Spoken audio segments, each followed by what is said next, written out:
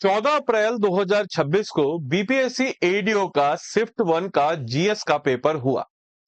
और इस जीएस के पेपर को देखने के बाद बहुत सारे कमेंट्स देखा हमने, बहुत सारे मैसेजेस भी हमें आए। एक बच्चे का मैसेज आ रहा था जिसमें उसने कहा था कि सर मेरा दोस्त जो है लूसेंट और घट्टा चक्र पढ़ के गया और आज वो कॉमा में है। वो थोड़ा कॉमिक अंदाज में वो बोला, but this is the reality. तो दोस्तों, इस पेपर को देख करके एक चीज का तो आपको रियलाइजेशन हो ही गया हो कि भाई बीपीएससी एडीओ के एग्जाम से हम क्या सीख सकते हैं और आने वाले वक्त में यानी कि 72वीं बीपीएससी की परीक्षा जो है उसके लिए क्या एक ट्रेंड एनालिसिस सेट हो सकता है। तो आइए जरा जानते हैं हम लोग इस वीडियो में। तो नमस्कार है आप सभी लोगों को, मेरा नाम है आदित्य वैभव और करता हूं आप सभी लोगों का तहे दिल से स्वागत आप सबके अपने चैनल बीपीएससी स्टडी आईक्यू पे।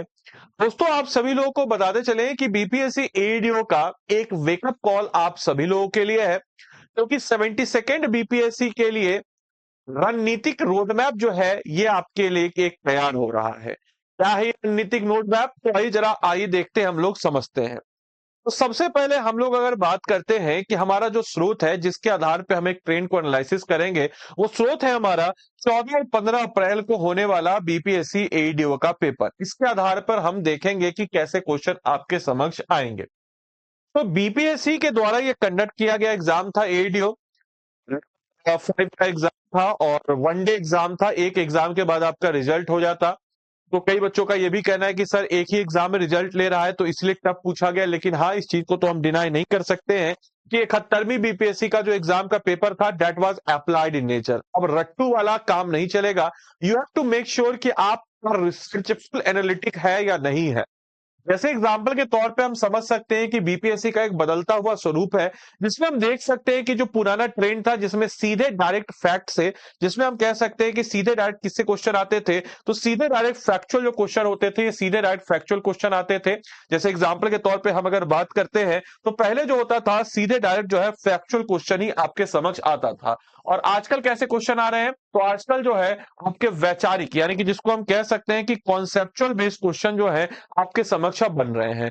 पहले जो है रटने की प्रवृत्ति होती थी, यानी कि आपका जो रूट लर्निंग हम कहते हैं रट्टा मार पद्धति होती थी। अब योजनाओं का एडमिनिस्ट्रेटिव इम्पैक्ट क्या पड़ा है उससे क्वेश्चन आ रहे हैं। जैसे फॉर एग्जांपल पहले हम रट लेते कि भैया ये योजना कब आई, तो हो गया, ये योजना किस लिए लाई गई। अब उसका क्या इम्पैक्ट पड़ा समाज में, कितने परसेंट गरीबी से निकले, इस टाइप के अप्लाइड इन नेचर क्वेश्चन आ रहे हैं। पहले हमको एक सिलेक्टिव स्टडी करना होता था, अब एक हमको कॉम्प्रिहेंसिव स्टडी करना पड़ रहा है। पहले जो होता था तुक्केबाजी यानी कि ब्लाइंड गेस के साथ सफलता का प्रयास होता था, और अब जो है 1/3 निगेटिव मार्किंग है, तो अब तुक्केबाजी से काम नहीं चलेगा और तुक्केबाजी में आपका रहेगा नहीं। अब आपको गेस वर्क भी अपना मजबूत करना होगा, यानी कि अगर आपका कॉन्सेप्ट मजबूत है तभी आप अपना गेस वर्क जो है इसको भी मजबूत कर सकते हैं। वहीं अगर हम बात करते हैं कि विषयों की गहराई और तथ्यों से प्रशासनिक प्रभाव तक, चाहता है आयोग कि आप जो है उस सब्जेक्ट की गहराई को समझे, उस सब्जेक्ट के डेप्थ को समझे और फिर जाकर के उस सब्जेक्ट को आप अप्लाइड करें। जैसे एग्जांपल के तौर पे बिहार स्पेशल, तो बिहार की नदियों का गहरा ज्ञान, बजट के बदलते हुए रुझान और सरकारी योजनाओं का स्पष्ट एडमिनिस्ट्रेटिव क्या इंपैक्ट पड़ा है, ये पहले शिफ्ट के पेपर का मेन क्रक्स था। देखेंगे कि जैसे कुछ बजट से भी अगर क्वेश्चन पूछा है तो उसके कुछ योजनाओं से भी क्वेश्चन पूछा है तो उसका क्या इंपैक्ट पड़ा है, उस पहलुओं से क्वेश्चन पूछ रहा है। वहीं अगर हम बात करते हैं कि सिर्फ सबसे बड़ा सबसे छोटा, यानी कि अगर हम लोग पहले कर लेते थे कि ये सबसे बड़ा है ये सबसे छोटा है, सिर्फ उससे काम नहीं चलेगा। अब आपको हिस्ट्री के पॉइंट ऑफ व्यू से भी आधुनिक भारत और स्वतंत्रता संग्राम के बिहार की भूमिका की वास्तविक गहराई और साथ ही साथ उसमें जैसे सावरकर से इस बार क्वेश्चन था तो सावरकर के डीप से क्वेश्चन था, स्टेटमेंट बेस्ड क्वेश्चन था। गांधी जी का चंपारण सत्याग्रह हुआ तो पहले चंपारण सत्याग्रह से क्वेश्चन पूछता था तिनकटिया सिस्टम से, अब पूछ रहा है कि उसका क्या इंपैक्ट पड़ा और उसका क्या इंपैक्ट भारत की आजादी पे पड़ा। तो ऐसे क्वेश्चन पूछ रहे हैं जो आपके एनालिटिक थिंकिंग को जोड़ देते हैं। आपको अब उसी सबसे तैयार अपने आप को करना है।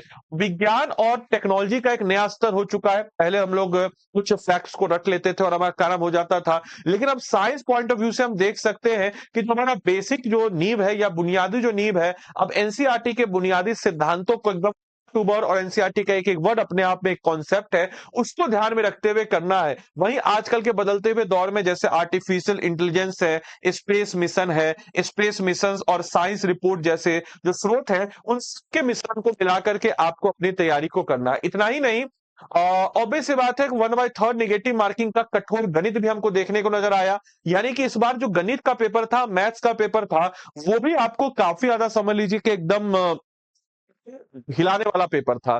तो हालांकि मैथ का बीपीएससी कंपोजिशन में 10 नंबर ही आता है, लेकिन स्टिल आपको कोशिश करना उस 10 में से 10 का जो स्कोर है उसको आपको करना है। यानी कि ब्लाइंड गेसिंग से बचाव और सटीकता पे आपको फोकस करना है।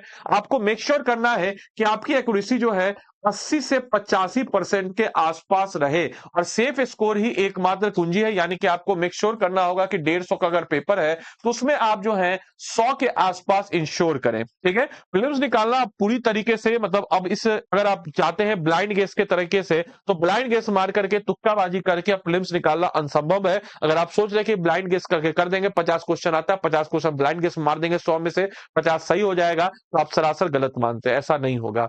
इसके अलावा हम अगर बात करते हैं कि जो बहुत सारे अनदेखी बाधा है, जैसे अगर हम बात करते हैं जनरल एप्टीट्यूड और जनरल इंटरप्रिटेशन में, जिसमें आपको हम ये इस बार का, हालांकि हिंदी इंग्लिश लैंग्वेज तो नहीं आएगा बीपीएससी में, लेकिन एक एनालिसिस कर रहे हैं तो उसमें बता देते हैं। तो यहाँ पे भी हमने देखा कि कैसे पेपर का एक ट्रेंड जो है ये बदला है, और उस ट्रेंड को बदलते हुए हमने देखा है। वहीं 72वीं बीपीएससी के लिए कुछ टेक्निकल एक्शन डैशबोर्ड अगर हम बात करें, तो करंट अफेयर जो है इस बार बिहार और राष्ट्रीय घटनाओं का गहरा जुड़ाव, यानी कि बिहार तो कुछ राष्ट्रीय घटनाएं हुई, उसका बिहार में क्या इंपैक्ट पड़ा, वैसे करंट अफेयर्स क्वेश्चन आपसे पूछे जा रहे हैं।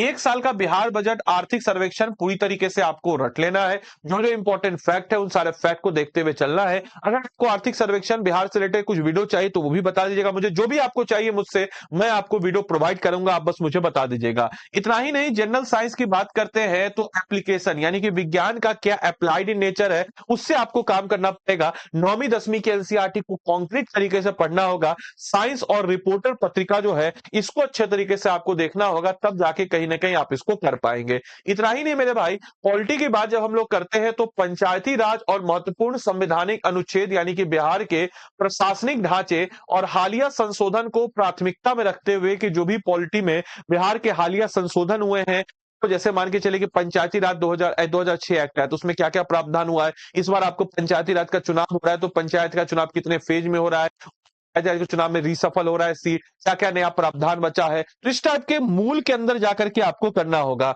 वहीं इकोनॉमी की बात करते हैं तो डेटा आधारित प्रश्न, यानी कि रटने के बजाय बजट आर्थिक रुझान को गहराई से समझिए, ताकि आप उस डेटा को, उस नेटवर्क को, उस नंबर को आप गेस कर सकें। क्योंकि अब आपको समझना, आपका एनालिटिक थिंकिंग जो है उसको आपको डेवलप करना पड़ेगा, तब जाकर के आप इस एग्जाम को कर सकते हैं। और अंत में मैं कुछ अंतिम निष्कर्ष आपको दूंगा। एक प्रशासनिक सोच रखें, जाकर के आप इस एग्जाम को क्लियर करेंगे। को वो पहली बारी रिटर्न पद्धति और फलाना ढिमकाना रट लो, ये कर लो, उससे काम नहीं चलेगा। You have to make sure कि आपको आपके फाउंडेशन को अच्छा करना पड़ेगा, आपको आपके बेस को अच्छा करना पड़ेगा। आपको अगर आयोग जो है केवल ज्ञान नहीं बल्कि शुरुआती चरणों से ही आपके अंदर क्या आपका एडमिनिस्ट्रेटिव अप्रोच है, क्या आपका प्रशासन करने की क्षमता का परीक्षण कर रही है, तो सिलेक्टिव स्टडी का मार्ग छोड़िए। ये पढ़ेंगे वो पढ़ेंगे, इसको छोड़ देंगे उसको छोड़िए, सिलेक्टिव स्टडी का मार्ग छोड़े। आज से आप कॉम्प्रिहेंसिव स्टडी को अपनाएं, और यही 72वीं बीपीएससी के सफलता का एकमात्र सूत्र आपको इसके बाद हम आपको बताएंगे। सिर्फ और सिर्फ यही एकमात्र सूत्र है। और मेरे भाई, आपको कोई भी टॉपिक अगर आप कर रहे हैं तो उस टॉपिक का आपको प्रीलिम्स और मेंस दोनों करना होगा, और दोनों को एक इंटीग्रेटेड अप्रोच के साथ करना होगा। तकरीबन तकरीबन 950 प्लस टॉपिक आते हैं, इन सारे 900 टॉपिक्स को अच्छे से करना होगा। चाहे इसके लिए आपको कम से कम हम कह सकते हैं आपको 8 से 10 महीने का वक्त लगेगा इसको करने में। फिर बोलेगा सर कि प्रीलिम्स के लिए फिर हम क्या करें, प्रीलिम्स तो सर जुलाई में है। तो मेरे भाई, प्रीलिम्स के लिए प्रीलिम्स का लगभग 350 इंपॉर्टेंट टॉपिक है, उसको आपको कर लेना होगा, जुलाई को प्रायोरिटी बेस्ड पे करना होगा। उसके बाद मेंस पॉइंट ऑफ व्यू से उसको करना होगा। तो इस प्रकार से आपको आपको आपके एनसीईआरटी को बेस्ट करना होगा, और जाकर के आपका सिलेक्शन होगा, और एमसीक्यू लगाना होगा। और मोस्ट इंपॉर्टेंट होता है तैयारी के दौरान रिवीजन। मैं आपको फिर से बोलूंगा, अगर आप किसी चीज को रिवाइज करने का आपके पास प्लान नहीं है, उस चीज को मत पढ़िए, उससे अच्छा घर पे आराम कीजिए, ये ज्यादा बेहतर होगा।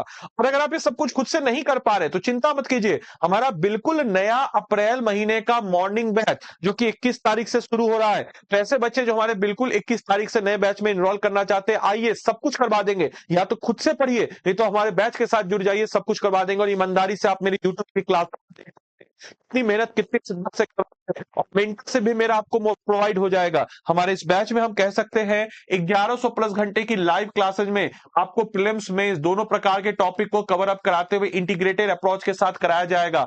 आपको इस टॉपिक का एमसीक्यू बनाया जाएगा, कोई भी टॉपिक किया जाए उस टॉपिक का क्रक्स दिया जाएगा, उससे रिलेटेड मेंस का क्वेश्चन और आंसर करवाया जाएगा। इतना ही नहीं, 26 जुलाई के लिए हम लोग विशेष ध्यान में रखते हुए 100% प्रीलिम सपोर्ट प्रदान करते हैं। 100% प्रीलिम सपोर्ट मतलब समझ रहे हैं, इसमें आपको क्या मिलेगा? तो 100% प्रीलिम सपोर्ट में live prelims crash course, live prelims crash course मिल जाएगा, जो कि आपके प्रीलिम से पहले, आपके एग्जाम से पहले, प्रीलिम से पहले आपको तैयार किया जाएगा। एग्जाम का जब 2 महीना बचेगा तो 2 महीने का एमसीक्यू प्रीलिम्स बैच इसमें आपको मिलता है। इतना ही नहीं मेरे भाई, इसमें अगर हम बात करते हैं तो एग्जाम से पहले अगर आपको किसी टॉपिक का फाउंडेशन करना है जो कि उसमें लाइव चल रहा है, तो इसमें आपको 8 से 10 महीने का वक्त लगेगा। तो हम इसमें आपको प्री रिकॉर्डेड फाउंडेशन भी देते हैं, आपके एनसीईआरटी को मजबूत करने के लिए। एनसीईआरटी का रिकॉर्डेड कोर्स 51 एमसीक्यू, 8 किताबों का सेट आपके घर तक, और ग्रुप मेंटरशिप बाय फैकल्टीज आपको इसमें मिल जाता है। इतना ही नहीं, हमारा आपका रास्ता जो होता है प्रीलिम्स नहीं आपके सिलेक्शन तक होता है, तो 4 महीने का डेडिकेटेड आंसर राइटिंग भी हम लोग इसमें देते हैं।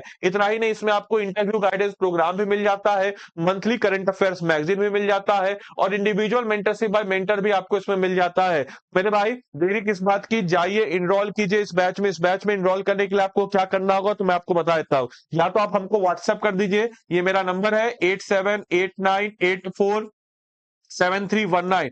आप हमको व्हाट्सएप कर दीजिए कि सर इस बैच में हमको इनरोल होना है, बताइए सर हमको क्या क्या गाइडेंस और जो भी डिस्काउंट हमको दे दीजिए। या फिर आप एक काम कीजिए, ये हमारे एडमिशन असिस्टेंट टीम का नंबर है 9289996924। इनको बेहिचक एकदम धड़क्के से बोलिए कि हम आदित्य सर के स्टूडेंट हैं, हम आदित्य सर के स्टूडेंट हैं, हमको उनका मेंटरशिप चाहिए, हमको मैक्सिमम डिस्काउंट दीजिए। आदित्य सर बोले हमको मैक्सिमम डिस्काउंट दीजिए, और आपको मिल जाएगा मैक्सिमम, बस बोल दीजिएगा ना।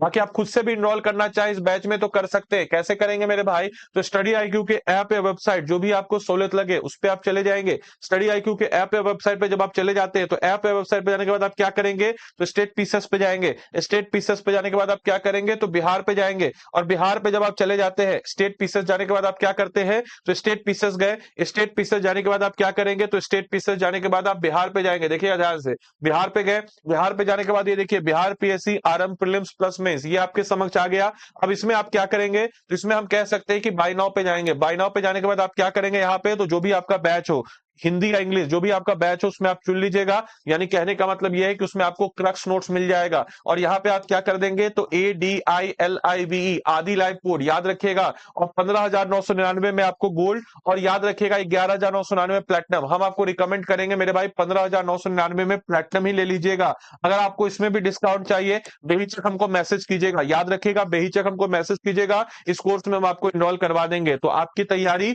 हमारी जिम्मेवारी है। और याद रखिएगा, सस्ता रोए बार बार, महंगा रोए एक बार। एक बार सिलेक्शन लीजिए, और ये सब कुछ चाहिए आपके सिलेक्शन के लिए। और बढ़िया से तैयारी कीजिए, और मिलते हैं अगले सेशन में। तब तक के लिए सारे बच्चों को bye, take care, thank you and thanks for watching this session.